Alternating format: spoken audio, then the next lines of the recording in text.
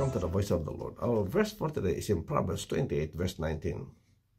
He who works his land will have abundant food, but the one who chases fantasies will have his fill of poverty.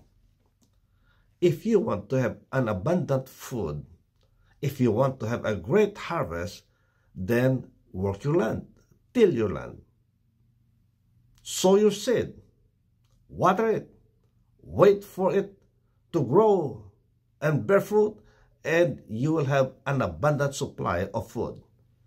You will prosper. Go to work, friends. Don't stay home. Go to work. Yes, look for a job, and you got food to eat.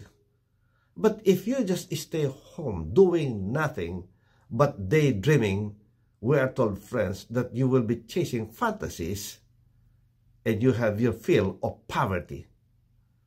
Yes, a lot of people, friends, they don't just want to go to work. They just stay home. They got good ideas. They got good dreams, friends. They got great dreams. And if you just listen to them, friends, you will be convinced that they will prosper in life. But they never prospered in life. Why? Because they did not do the work. They were just good at dreaming, good ideas, discussing these ideas, but they did not put this into action. So if you want to prosper, do the work. Yes, it could be difficult. See, tilling the land is not easy, but it will produce good harvest.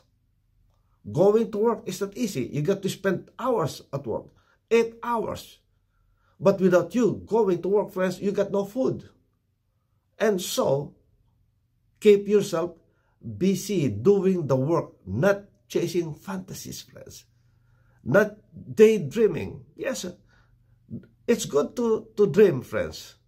But it's not daydreaming where those dreams will just disappear in the air because you never put them into practice. You did not do the work. So, friends, today, if you are tempted to be lazy, do not want to go to work, well, there is a consequence for that. You might be dreaming to have a big house. You might be dreaming to have a vacation. But you won't have it because you're not going to work. But if you just do the work and keep doing it, friends, you get an abundance. And whatever dreams you have, well, friends, you'll get them. And so today, don't just daydream.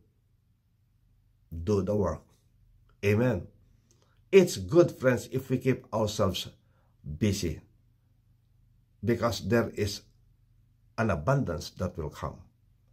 Even the Lord Jesus Christ, He said that, occupy yourself till I come. Keep yourself busy.